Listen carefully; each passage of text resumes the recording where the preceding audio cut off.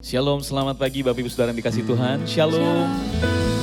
Saya percaya pagi hari ini setiap kita yang hadir di tempat ini adalah orang-orang yang rindu membawa setiap pujian penyembahan yang terbaik bagi Tuhan. Amin. Amin. Seberapa banyak yang siap mengalami Tuhan pagi hari ini? Boleh berikan tepuk tangan yang terbaik bagi Tuhan kita. Mari kita siapkan hati kita untuk menikmati hadirat Tuhan saat pagi hari ini.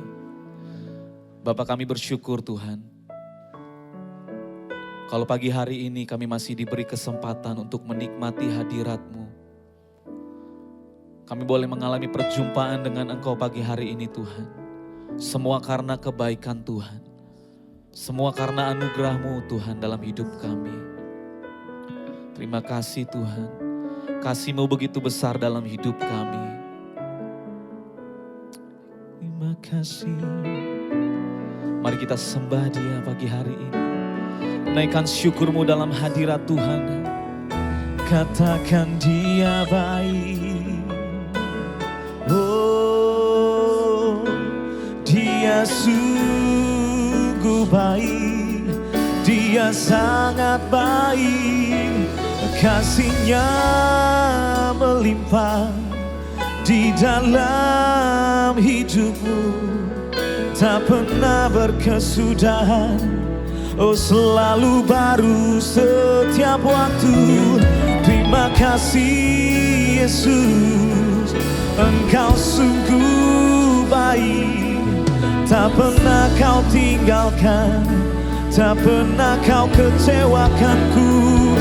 Sebab Engkau Allah yang setia, Engkau Allah yang mulia. Terima kasih. Haleluya.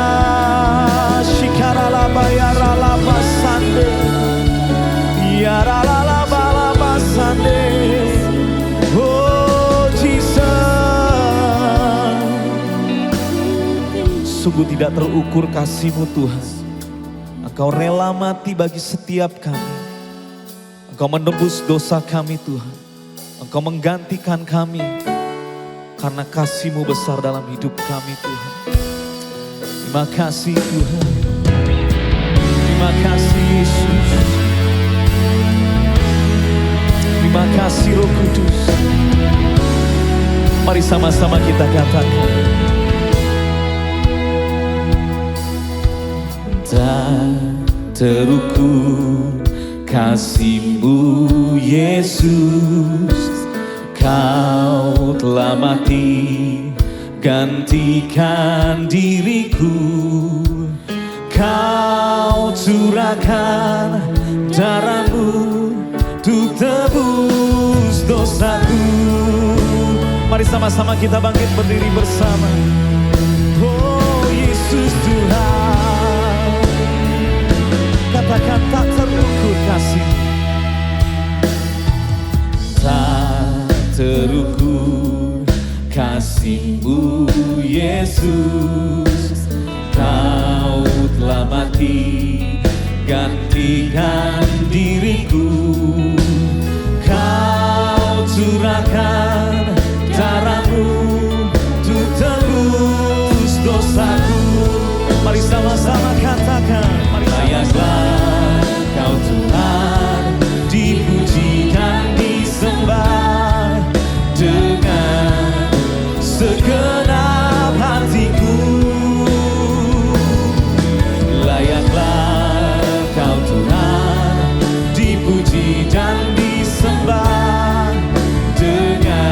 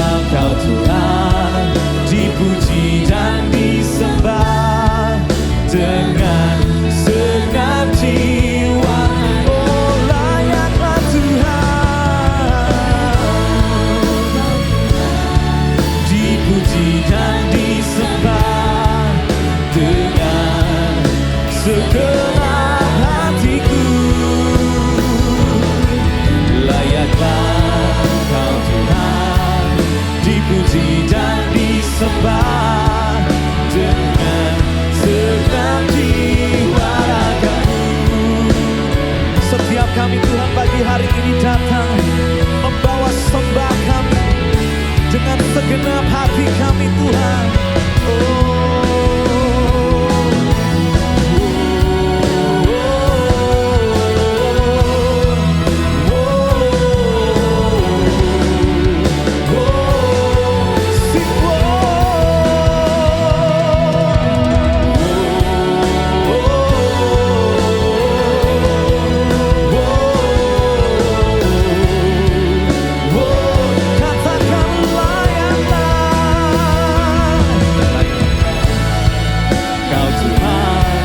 Dipuji dan disembah dengan segenap hatiku. Layanlah Kau Tuhan, dipuji dan disembah dengan segenap jiwa ragaku. Dengan segenap jiwa ragaku. Oh, dengan segenap jiwa ragaku. Mari berikan tepuk tangan yang terbaik bagi Tuhan kita. Oh, haleluya Yesus. Kami sembah, kami tinggikan nama-Mu Yesus. Oh, haleluya. Shikarabayarabasande. Haleluya.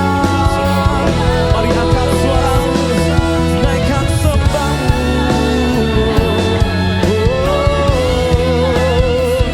Sungguh besar Engkau Tuhan, sungguh ajaib.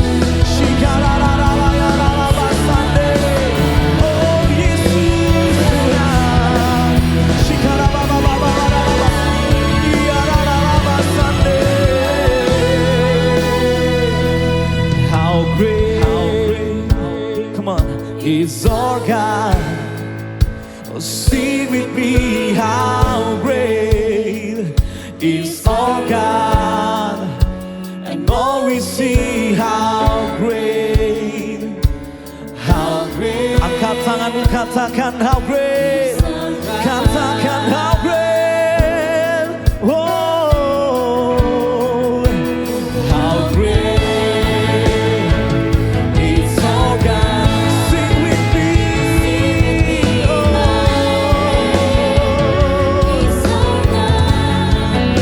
and all we see, how great is our God. Sing how great.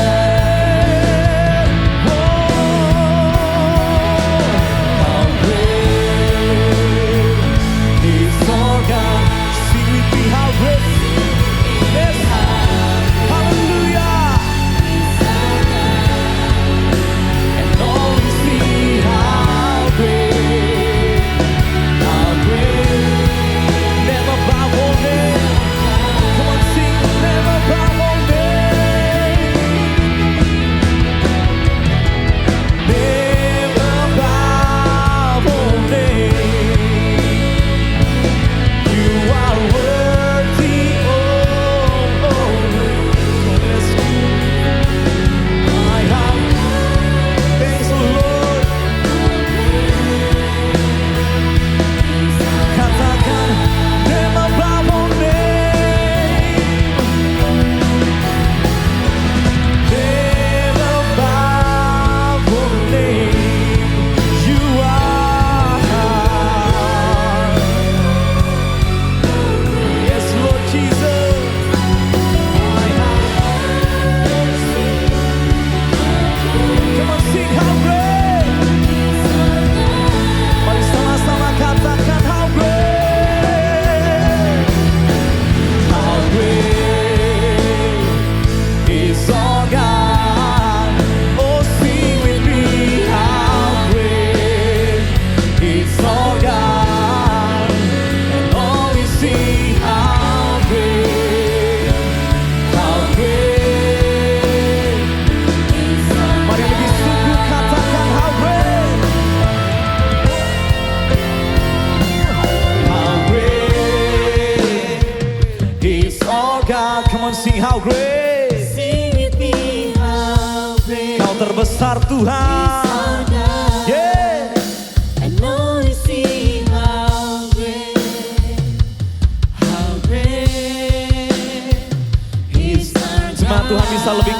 katakan how great, oh how great Jesus, how great. Sing with me, oh it's our God, and all we see how great, how great. It's our God. Come on, sing how great is our God. Oh, how great is our God. Sing with me, how great is our God. And all we see, how great, how great is our God. And all we see, oh, and all we see, how great, how great. And all we see, how great. Come on, and all we see, how great, how great it's our God. Berikan tepuk tanganmu yang terbaik bagi Tuhan. Haleluya, haleluya Yesus. Sungguh Engkau yang terbesar dalam hidup kami Tuhan. Tidak ada Tuhan selain Engkau yang layak kami sembah. Sebab Engkau selalu di dalam hati kami. Kami juga ada di dalam hati-Mu Tuhan. Untuk itu Tuhan kami mau bersorak untuk setiap perbuatan-Mu dalam kehidupan kami Tuhan. Terima kasih Tuhan, terima kasih Yesus. Kami siap memuji-Mu lebih lagi. Dan hanya di dalam nama Tuhan Yesus yang siap memuji Tuhan, mari sama-sama katakan amin. Berikan tepuk tangan sekali lagi bagi Tuhan kita. Seberapa banyak yang percaya Tuhan kita Tuhan yang dahsyat. Boleh lambaikan tangan, lihat samping kiri samping kananmu, katakan Yesusku dahsyat, haleluya. Woo! Yeay. Mari kita bertepuk tangan bagi Tuhan kita yang luar biasa. Haleluya.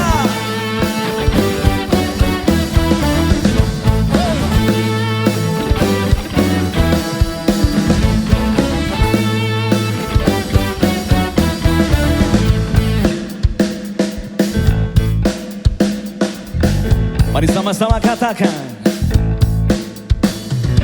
Langit dan bumi, pujilah Tuhan. Sebab Dia ciptakan semuanya. Keagungannya mengatasi langit bumi. Sembah sujud di hadapannya. Haleluya.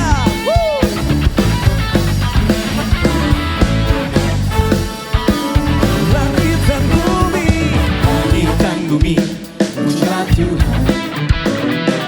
Sebab Dia ciptakan semuanya.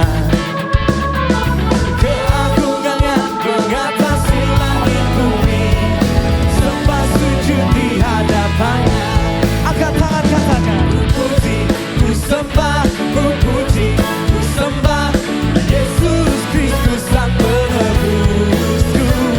Ku puji, ku sembah, ku puji, ku sembah Yesus Tuhan dan Rajaku. Kaulah Yesus Tuhan dan Raja kami Tuhan. Langit dan bumi, pujilah Tuhan. Sebab Dia ciptakan semuanya. Sama-sama katakan. Keagungannya mengatasi langit bumi. Sembah sujud di hadapannya. Katakan ku puji, ku sembah, ku puji, ku sembah Yesus Kristus Sang Penebusku. Ku puji, ku sembah, ku puji, ku sembah Yesus. Katakan ku puji, oh ku puji, ku sembah, ku puji, ku sembah Yesus Kristus Sang Penebusku. Ku puji, ku sembah, ku puji, ku sembah Yesus Tuhan dan Rajaku. Haleluya.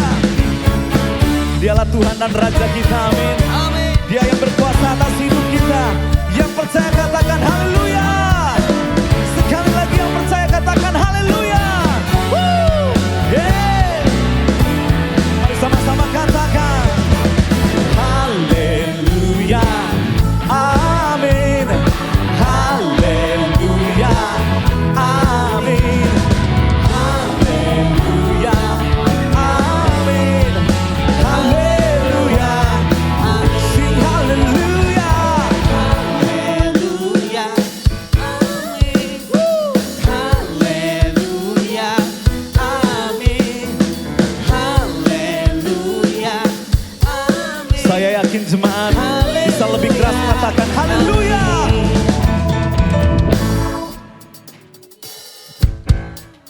Amin.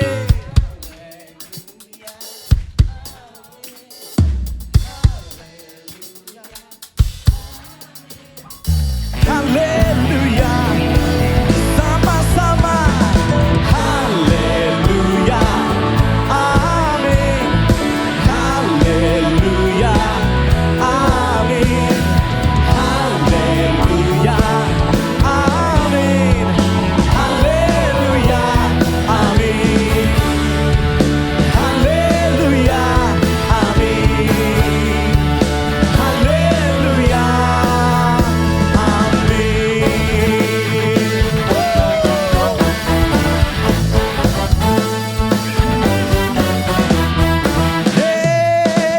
Mari berikan tepuk tangan yang terbaik bagi Tuhan kita. Haleluya. Masih siap memuji Tuhan, amin. Seberapa banyak yang siap memuji Tuhan, boleh lambaikan tangan kita. Kita punya Tuhan yang besar. Amin. Dia Tuhan yang berkuasa atas hidup kita, amin. Haleluya. Kau terbesar dan mulia, ajaib semua perbuatanmu.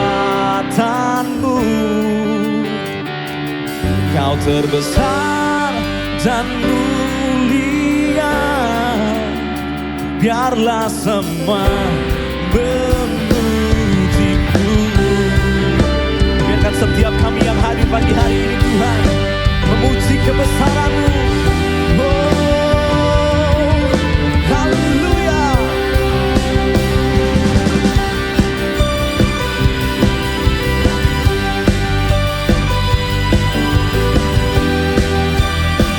Mari sama-sama katakan segenap hati.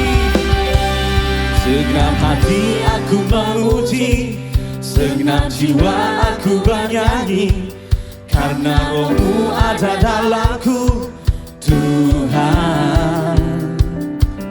Ku angkat tangan untuk memuji, ku angkat suara dan bernyanyi, karena Roh-Mu ada dalamku, Tuhan. Mari menari memuji, ungkapkan sukacita di hati. Mari sama-sama katakan. Kau terbesar dan mulia, ajaib semua perbuatan-Mu. Kau terbesar dan mulia, biarlah semua memuji-Mu.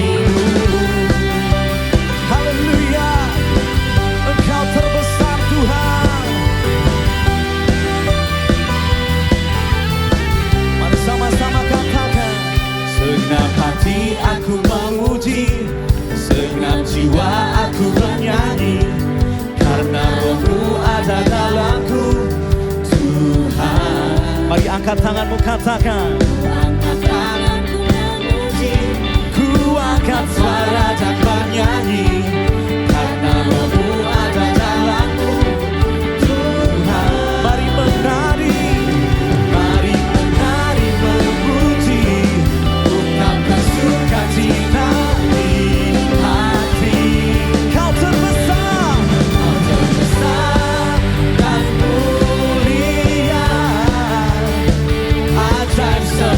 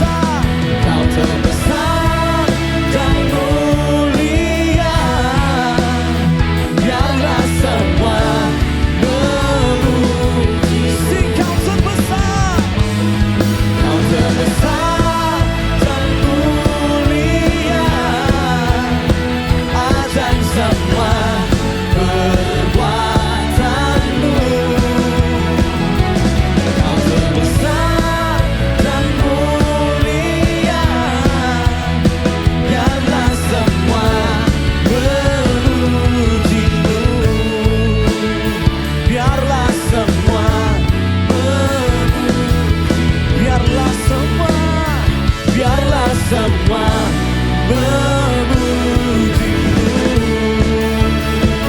Haleluya.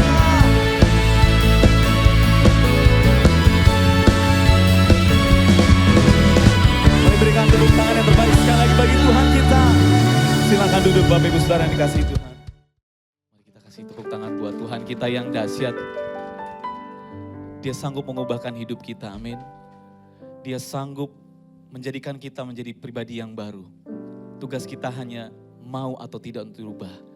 Karena Tuhan kita Tuhan yang punya kuasa, amin. Terima kasih Tuhan, kami bersyukur buat kasih-Mu Tuhan. Yang Kau selalu nyatakan bagi kami. Engkau yang rela mati menyelamatkan kami ya Tuhan. Terima kasih Yesus. Terima kasih. Terima kasih Roh Kudus.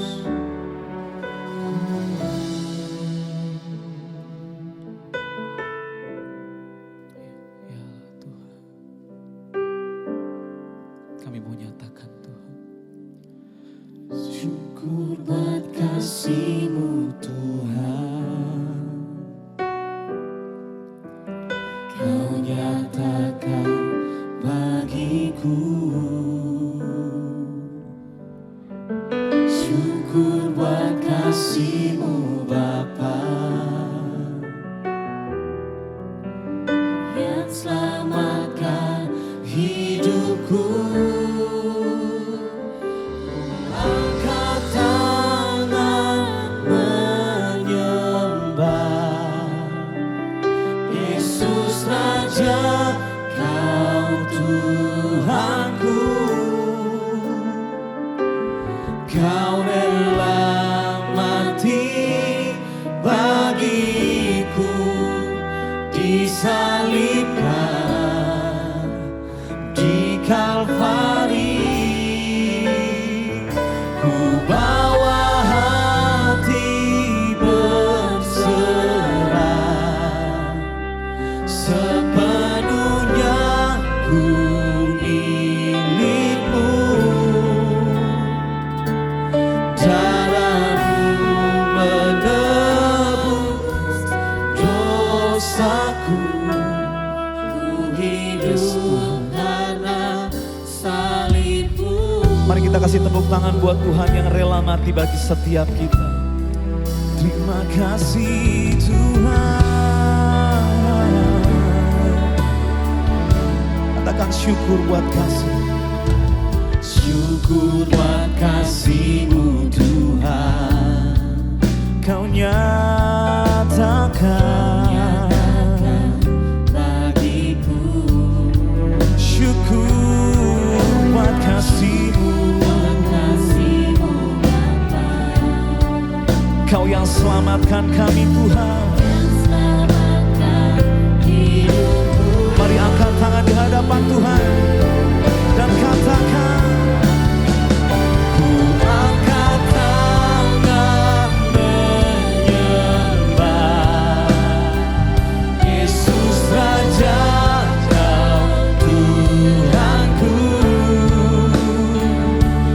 Kau rela mati bagiku, disalibkan di Kalvari. Ku bawa hatiku, oh Yesus.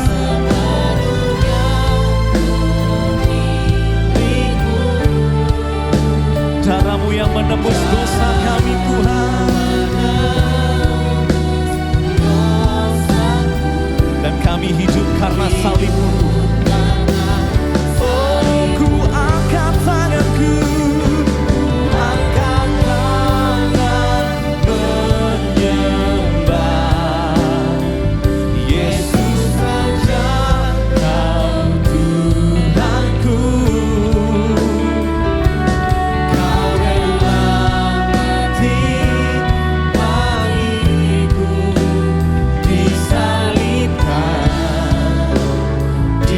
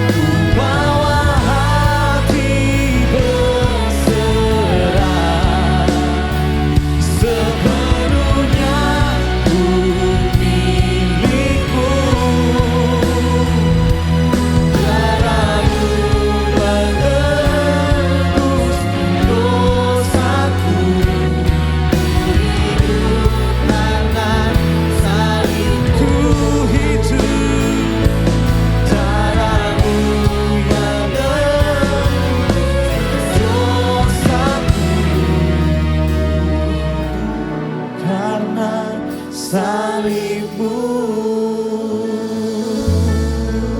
Mari berikan tepuk tangan yang terbaik bagi Tuhan. Terima kasih Tuhan Yesus. Terima kasih. Shalom, selamat berjumpa kembali dengan saya Pendeta Rubin Adi Abraham. Hari ini saya akan menyampaikan firman Tuhan dengan judul Benarkah Alkitab Firman yang diilhamkan Allah? Khotbah ini adalah khotbah yang sifatnya doktriner supaya kita tidak hanya mengerti tentang kehidupan Kristen secara praktis, tetapi akidah atau kebenaran dasar yang kita harus pegang dalam kehidupan ini. Saudara, umat Kristen percaya bahwa Alkitab adalah firman Allah yang menjadi dasar bagi iman atau kepercayaan kita, nilai moral, dan juga perilaku kehidupan kita. Pertanyaan pentingnya, mengapa buku Alkitab ini yang kita percayai sebagai firman Tuhan? Bukankah banyak buku yang lain yang ditulis sejaman dengan Alkitab? Mengapa Alkitab yang kita yakini firman? Dan apakah alasan untuk kita mempercayainya itu benar, bisa diandalkan? Kalau kita baca dalam Mazmur 119 ayat 159 dan 160, firman Tuhan berkata, "Lihatlah betapa aku mencintai titah-titah-Mu. Ya Tuhan, hidupkanlah aku sesuai dengan kasih setiamu. Dasar firman-Mu adalah kebenaran, dan segala hukum-hukum-Mu yang adil adalah untuk selama-lamanya." Alkitab adalah kebenaran dan bersifat kekal selama-lamanya. Karena itu kita harus mencintai firman Tuhan. Kalau saudara ingin mengalami pertumbuhan secara rohani, saudara harus rajin membaca Alkitab setiap hari. Manusia tidak hidup dari roti saja, tapi dari setiap firman yang keluar dari mulut Allah. Kalau kita tidak suka membaca Alkitab, bagaimana kita tahu tentang kehendak Allah di dalam kehidupan ini? Makanya kita harus mengerti betul tentang firman Allah yang ada di dalam Alkitab secara tertulis. Sekarang saya akan menyebutkan paling tidak ada 5 bukti bahwa Alkitab adalah firman Allah. Yang pertama, Alkitab menegaskan dirinya adalah firman Allah. Tahukah saudara, di dalam Perjanjian Lama saja ada lebih dari 3.800 kali perkataan Allah berfirman. Saya rasa di antara begitu banyak buku yang kita miliki, tidak ada buku yang berani berkata, inilah firman Tuhan, Allah berfirman. Tetapi Alkitab ribuan kali mencatat tentang hal tersebut. Selanjutnya, penulis Perjanjian Baru mengakui bahwa tulisan mereka juga diilhamkan oleh Allah setara dengan Perjanjian Lama.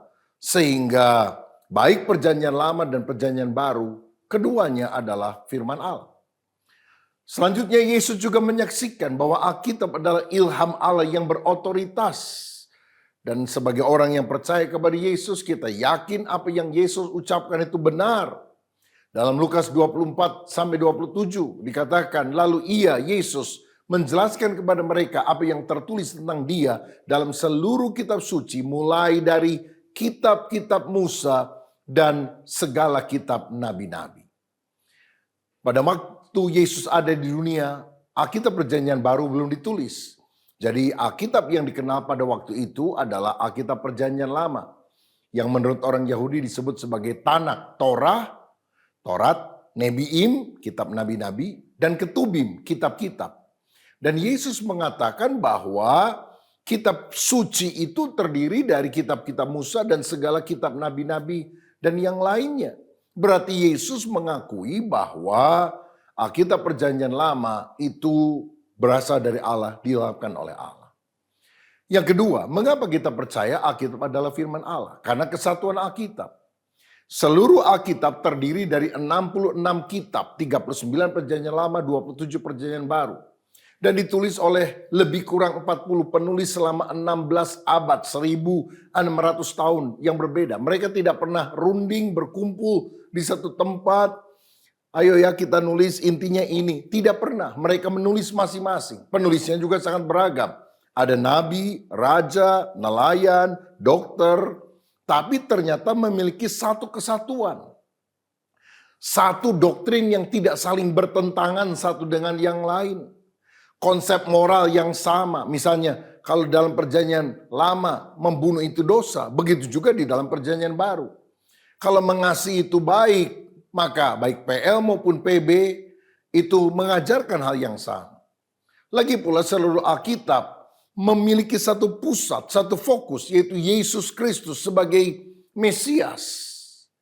Saudara, di dalam perjanjian lama bahkan sebelum Yesus datang ke dunia, sudah begitu banyak gambaran tentang Yesus Kristus. Misalnya, anak domba yang dikorbankan untuk mengampuni dosa dari umat Israel. Itu menjadi gambaran Yesus, anak domba Allah yang datang untuk mengampuni seluruh dosa manusia.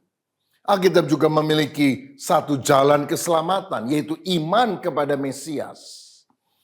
Bagaimana Adam dan kemudian Abraham atau Musa yang belum kenal Yesus, Yesus belum lahir, bisa diselamatkan? Karena mereka beriman kepada janji Allah bahwa akan datang seorang penyelamat, seorang Mesias untuk menghapuskan dosa dunia.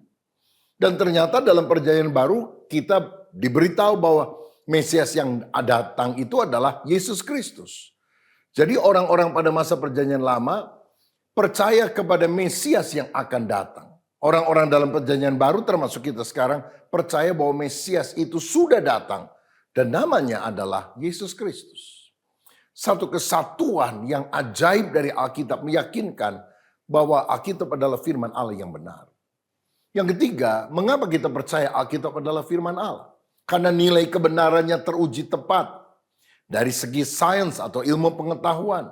Misalnya di dalam Yesaya 40 ayat 22 dikatakan, Dia Allah yang bertahta di atas bulatan bumi. Jadi Alkitab menunjukkan bahwa bumi itu bulat. Ayub 26 ayat 7 berkata bahwa Allah membentangkan utara di atas kekosongan dan menggantungkan bumi pada kehampaan. Jadi orang dulu berpikir bumi ini ada karena ditopang oleh tiang-tiang. Tapi ternyata ilmu pengetahuan menunjukkan tidak ada tiang apapun yang menopang bumi. Atau tidak ada tali dari atas yang mengkait bumi. Tetapi bumi ada pada kehampaan. Karena bumi dan alam semesta diciptakan oleh Tuhan, ditopang oleh firman Allah. Dalam Ayub 38 ayat yang ke-35 dikatakan, dapatkah engkau melepaskan kilat sehingga sabung menyabung sambil berkata kepadamu ya? Ternyata ini adalah nubuatan tentang penemuan radio yang merupakan gelombang elektromagnetik yang bersambungan dan bisa mengucapkan suara. Sekarang bukan hanya orang bicara di radio yang kita bisa dengar, orang bermain musik, orang menyanyi dan sebagainya kita bisa dengarkan. Bahkan Alkitab juga menubuatkan penemuan televisi bahkan YouTube.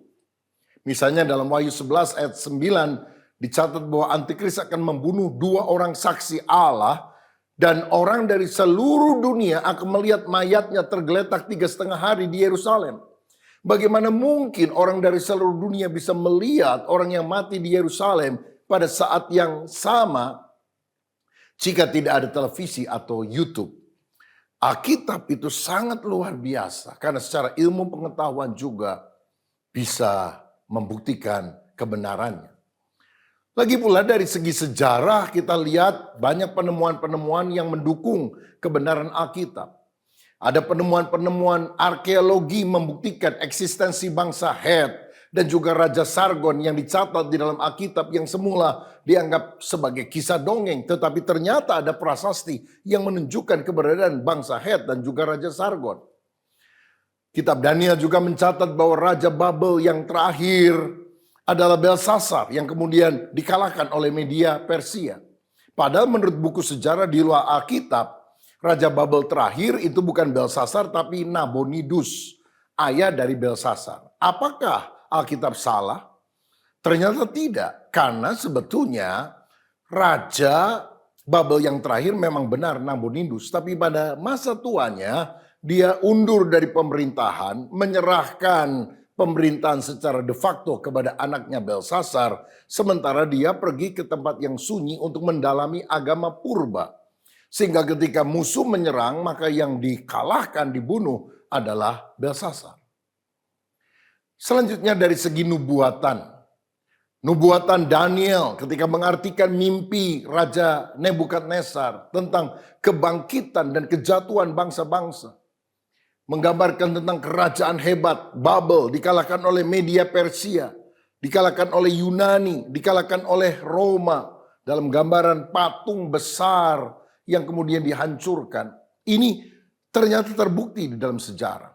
Terutama nubuatan yang sangat terinci di dalam Alkitab tentang kelahiran Mesias. Mencakup baik kelahirannya, termasuk juga kematiannya, kebangkitannya, dan kenaikannya. Ini menunjukkan Alkitab sangat akurat.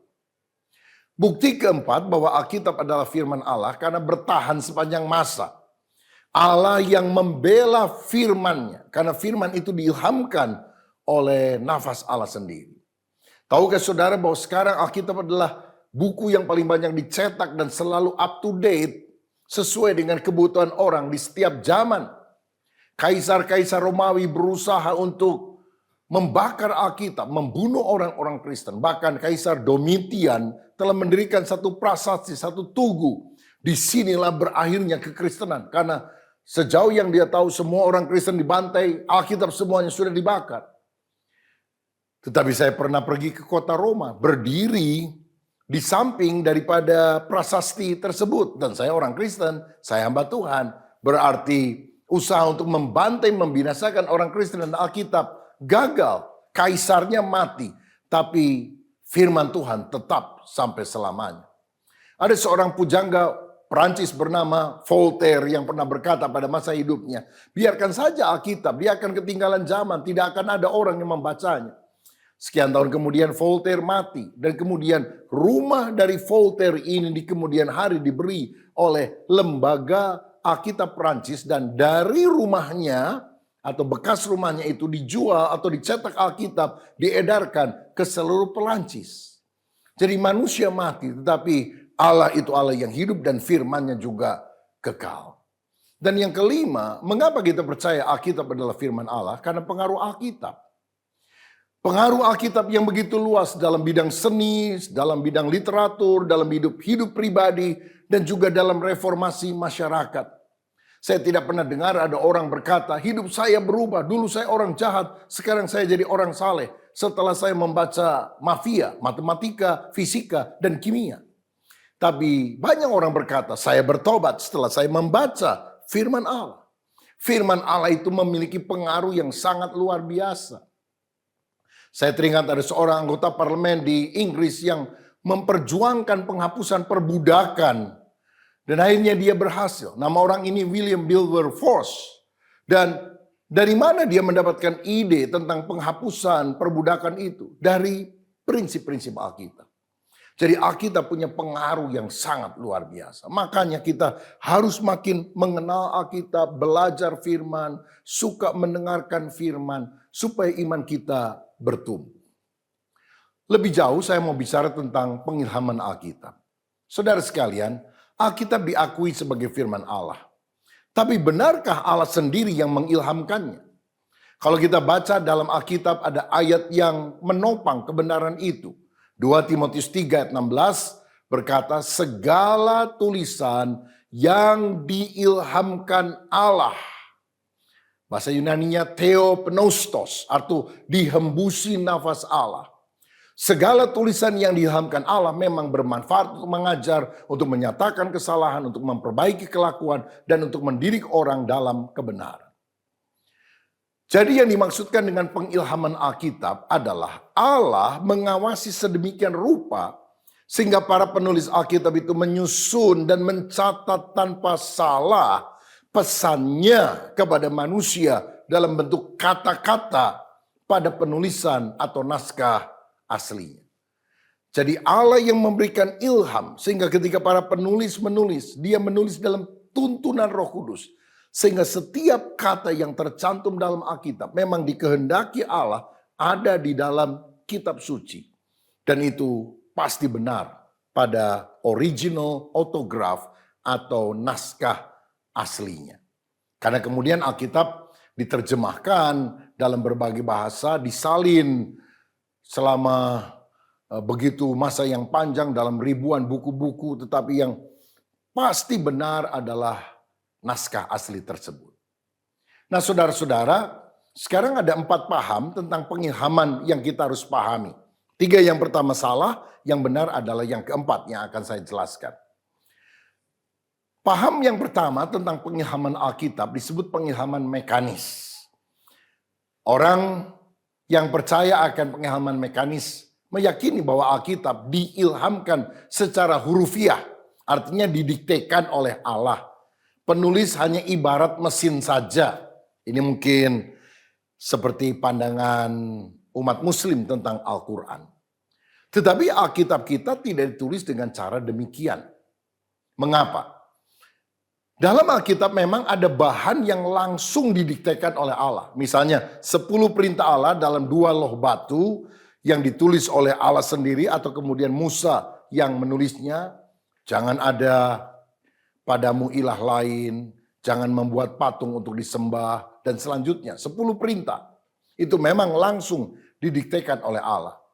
Tetapi ada bahan yang ditulis dari penyelidikan. Misalnya Lukas, dalam fase yang pertama dia mengakui bahwa apa yang dia sampaikan tentang Yesus merupakan hasil penyelidikan yang seksama tentang pribadi orang yang namanya Yesus itu. Atau juga dari bahan sejarah, Kisah Rasul 16 mencatat tentang hal itu. Lagi pula gaya bahasa yang berbeda-beda dari para penulis itu menunjukkan bahwa Allah menggunakan bakat dari para penulisnya. Sehingga Allah tidak mendiktekan semua kata yang ada di dalam Alkitab. Gaya penulisan Salomo di dalam Amsal berbeda dengan gaya penulisan Daud dalam Mazmur. Berbeda dalam gaya penulisan Musa ketika mencatat kitab Kejadian. Juga berbeda dalam gaya penulisan para rasul di dalam Perjanjian Baru. Tetapi ilhamnya berasal dari Allah. Nah yang kedua adalah pengilhaman negatif atau pasif.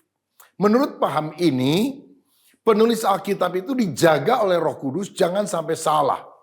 Sehingga yang diilhami oleh Allah itu sang penulisnya. Penulisnya diurapi oleh Roh Kudus, jadi apa saja yang dia tulis tidak bisa salah. Tetapi kita juga tidak menerima konsep pemikiran seperti itu. Mengapa? Karena dalam 2 Timotius 3:16 tadi dikatakan bahwa yang diilhamkan oleh Allah adalah segala tulisan dalam Alkitab. Tulisannya bukan penulisnya. Bisa saja seorang penulis Alkitab menulis lebih banyak. Tetapi tidak semua tulisannya itu harus masuk di dalam Alkitab. Paulus menulis lebih banyak daripada apa yang sudah dimasukkan di dalam Alkitab. Tetapi tidak berarti kalau ada tulisan-tulisan lain dari Paulus yang tidak masuk Alkitab berarti itu adalah the lost Bible, the lost gospel, Injil atau Alkitab yang hilang. Tidak, karena memang yang dilakukan adalah tulisannya, bukan penulisnya. Nah saudara, ini juga tidak berarti bahwa semua tulisan dalam Alkitab langsung perkataan Allah, karena ada perkataan manusia, bahkan perkataan iblis. Misalnya, iblis pernah berkata kepada Yesus, kalau engkau anak Allah, ubahlah batu ini menjadi roti. Saudara, kan yang ngomong itu adalah iblis. Berarti penulis Injil Matius mencatat hal itu menceritakan bahwa iblis juga berbicara. Sehingga bukan didiktekan oleh Allah. Dan kita tentu tidak bilang bahwa penulis daripada bagian itu adalah si iblis tentunya. Tetapi Allah mengizinkan kata-kata yang berasal dari si iblis itu masuk dalam kitab suci supaya kita tahu bagaimana kisah tentang godaan terhadap Yesus yang akhirnya dimenangkan oleh Yesus. Pemahaman keliru ketiga adalah pengilhaman dinamis. Yang berkata bahwa semakin dekat penulisnya dengan Allah, tulisannya akan makin diilhami oleh Roh Kudus. Ini disebut sebagai pengilhaman bertingkat atau sebagian. Sanggahannya kita melihat bahwa dalam Alkitab ada orang yang tidak beriman dipakai Tuhan untuk bernubuat. Dan kata-kata itu ada di dalam Alkitab. Misalnya Kayafas yang waktu itu menjadi imam besar. Pernah berkata dalam Yohanes 11 ayat 50. Lebih baik satu orang mati untuk seluruh bangsa daripada seluruh bangsa mati. Artinya dia bilang daripada Yesus bikin keributan udah bunuh saja dia. Beres persoalan. Kira-kira seperti itu. Oh niatnya jahat. Perkataannya jahat untuk membinasakan Yesus. Tetapi ternyata kata-kata itu tercantum di dalam Alkitab. Ditulis oleh dalam ini penulis kitab Yohanes, yaitu Rasul Yohanes. Ada juga perkataan keledai, Bilangan 22 ayat 28. Keledai Bileam berbicara supaya Bileam tidak terus pergi menempuh jalannya karena ada malaikat yang akan membunuh dia. Apakah dengan demikian keledai diurapi oleh Roh Kudus sehingga dia bisa mengucapkan kata-kata yang tercantum di dalam Alkitab? Jadi kita juga tidak menerima perkataan bahwa semakin orang dekat dengan Tuhan semakin diilhami. Karena yang diilhamkan itu adalah tulisan yang sekarang kita baca di dalam Alkitab. Maka kebenaran keempat yang kita percaya bahwa pengilhaman itu adalah pengilhaman organis. Nah, apa yang dimaksudkan dengan pengilhaman organis? Biar saya jelaskan. Saudara, yang mengilhamkan Alkitab adalah Allah sendiri. 2 Petrus 1 ayat 20 dan 21 juga menunjukkan bahwa oleh dorongan Roh Kudus orang-orang berbicara atas nama Allah. Jadi walaupun manusia yang menulis, tetapi sebetulnya di balik semuanya Roh Allah yang memberikan inspirasi kepada mereka. Yang diilhamkan adalah setiap kata-kata dalam Alkitab. Every single word. Bukan hanya konsep atau idenya. Jadi kalau kita meneliti setiap kata, itu tepat dan memiliki mutiara kebenaran yang sangat dalam kalau kita gali. Selanjutnya Tuhan juga memakai manusia sebagai alat pilihannya. Manusia yang bekerja, manusia yang menulis, manusia yang memilih kata-katanya sesuai dengan keunikan mereka. Tapi ternyata semua diilhamkan oleh Allah Roh Kudus sehingga sesuai dengan maksud yang Allah ingin sampaikan. Jadi kita melihat di sini ada dua faktor dalam penulisan Alkitab. Pertama, Allah yang mengilhamkan Alkitab itu. Dan yang kedua, manusia yang menuliskan ilham tersebut. Pandangan mekanis menekankan faktor Allah dan mengabaikan faktor manusia. Manusia itu ibarat mesin yang didiktekan oleh Allah. Mirip pandangan Islam tentang Al-Quran. Berbeda dengan pandangan liberal yang menekankan faktor manusianya saja. Alkitab hanya kesaksian atau catatan manusia tentang perbuatan Allah. Sebagai catatan bisa salah, bisa tidak lengkap. Tetapi yang dicatat itu tentang apa yang Allah kerjakan dalam kehidupan umat manusia. Itu yang benar. Kita juga tidak menerima paham ini. Yang satu sangat menekankan fungsi daripada Allah. Yang kedua sangat menekankan fungsi daripada manusia. Yang kita percaya adalah pandangan organis. Karena menekankan dua faktor, Allah dan juga manusia. Allah Roh Kudus yang mengilhamkan, tapi manusia yang dipakai untuk menjadi penulisnya. Jadi Alkitab adalah firman Allah yang ditulis dan diucapkan melalui bahasa manusia dan bersifat ilahi, tidak mungkin salah. Tapi juga insani, artinya dapat dipahami oleh manusia. Saudara sekalian, memang kompleks sekali untuk mempelajari Alkitab. Sehingga orang perlu menggunakan waktunya bertahun-tahun, bahkan seumur hidupnya untuk mengenal kebenaran firman. Tapi berbahagialah orang yang bisa menangkap isi hatinya Tuhan yang dia sampaikan melalui Alkitab yang tertulis. Sehingga kalau saudara ingin menjadi dewasa secara rohani, saudara mau tidak mau, harus bergaul dengan Tuhan melalui kebenaran firman-Nya. Dan saudara harus tahu bahwa Alkitab itu benar, tidak salah, diilhamkan oleh Allah. Sehingga mari kita sebagai anak-anak Tuhan memiliki keyakinan di dalam hati. Alkitab benar dan saya harus menghidupi kebenaran firman setiap hari dalam hidup saya. Siapa di antara saudara yang hari ini mau berkata, Tuhan, masih banyak hal yang belum saya ketahui tentang Alkitab. Tapi saya rindu mengenal Alkitab lebih dalam. Saya rindu membaca Alkitab lebih dalam. Dan saya mau berjalan taat pada kebenaran firman.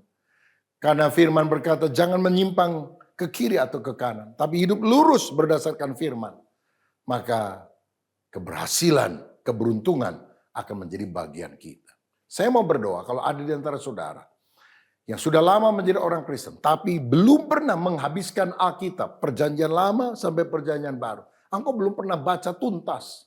Maukah engkau mengambil keputusan, membaca Alkitab secara tuntas? Kalau Alkitab dibaca setiap hari 4 pasal, sebelum 1 tahun, Alkitab kita selesai kita baca. Kalau 2 pasal saja setiap hari, maka dalam 2 tahun engkau akan menghabiskan pembacaan Alkitab. Orang yang cinta Tuhan pasti cinta firman-Nya. Kalau saudara sungguh-sungguh mengasihi Kristus, engkau tidak bisa tidak, harus mencintai Alkitab. Maukah saudara memiliki komitmen untuk membaca Alkitab lebih rajin, mempelajari Alkitab lebih sungguh, dan banyak mendengarkan firman, supaya iman kita menjadi lebih kuat. Kalau saudara mau berdoa seperti itu, taruh tangan di dada, saya mau berdoa untuk Anda. Bapak, terima kasih untuk kebenaran firman-Mu hari ini yang bicara tentang Alkitab. Alkitab adalah firman Allah. Alkitab diilhamkan oleh Allah. Sehingga biarlah kami membaca apa yang merupakan kehendak Tuhan. Kalau kami bertanya, apa kehendak-Mu dalam hidupku yang harus aku lakukan ya Tuhan? Tuhan telah memberikan kehendak-Nya secara jelas di dalam Alkitab, firman Allah yang tertulis. Biar kami cinta kepada Tuhan, cinta kepada firman-Mu. Dan biarlah hidup kami makin hari makin bertumbuh sesuai dengan kehendak Tuhan. Karena firman-Mu berkata, berbahagialah orang yang tidak berjalan menurut nasihat orang fasik, tidak berdiri di jalan orang berdosa, tidak duduk dalam kumpulan pencemooh, tapi yang kesukaannya ialah Taurat Tuhan dan merenungkan Taurat itu siang dan malam. Ia seperti pohon yang ditanam di tepi aliran air, menghasilkan buah pada musimnya, tidak pernah layu daunnya. Apa saja yang diperbuatnya berhasil. Berkat-Mu ya Tuhan atas seluruh umat-Mu dalam nama Tuhan Yesus Kristus. Haleluya. Amin. Tuhan Yesus memberkati.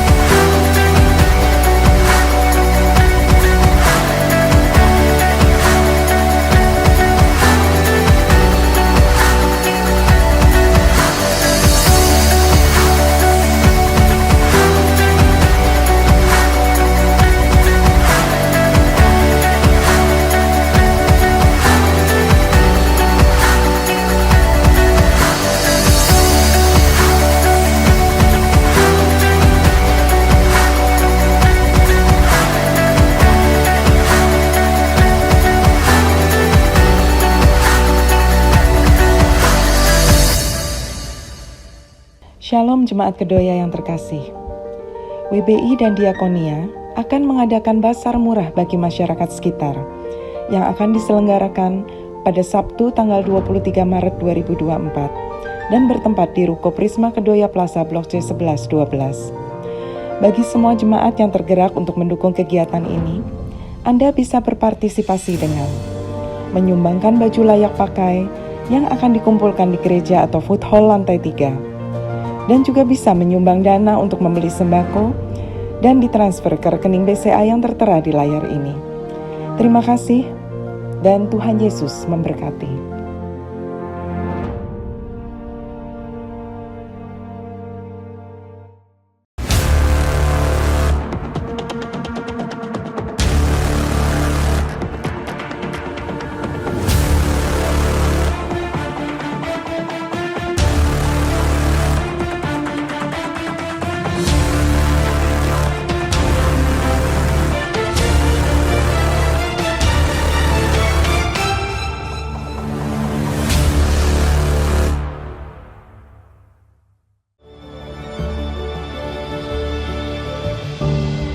Shalom saudara sekalian, Tuhan ingin agar kita menjadi orang Kristen yang memiliki pertumbuhan iman yang baik.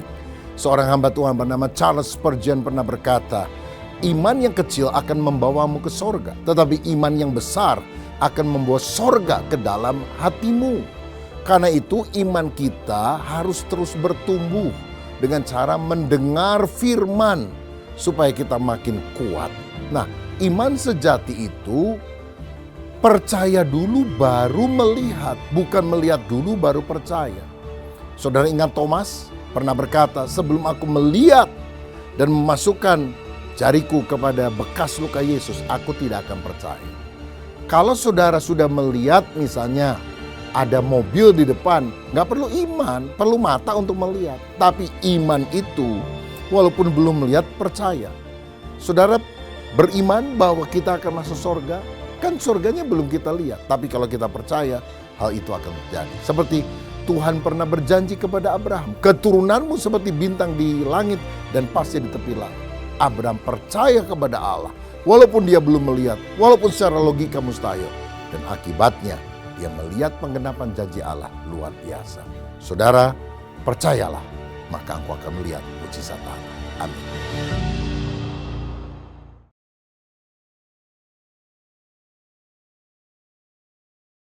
Demikianlah seluruh rangkaian ibadah yang telah kita ikuti bersama. Kami berharap Bapak Ibu, saudara-saudari diberkati dengan pujian penyembahan dan firman Tuhan yang telah dibagikan.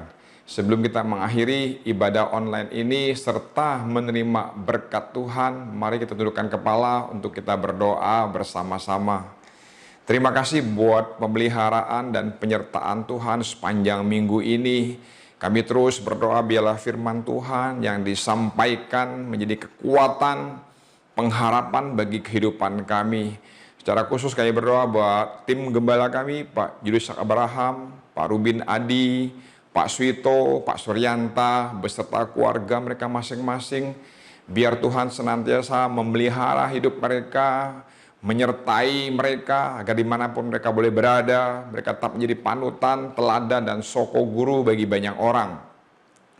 Memberkati seluruh jemaat Tuhan yang ada di Kedoya, Tuhan, biarlah Engkau yang senantiasa mencukupkan apa yang mereka butuhkan, agar mereka senantiasa dapat menikmati hari-hari hidup mereka dengan penuh ucapan syukur. Bahkan Tuhan juga beri kekuatan agar mereka dapat membangun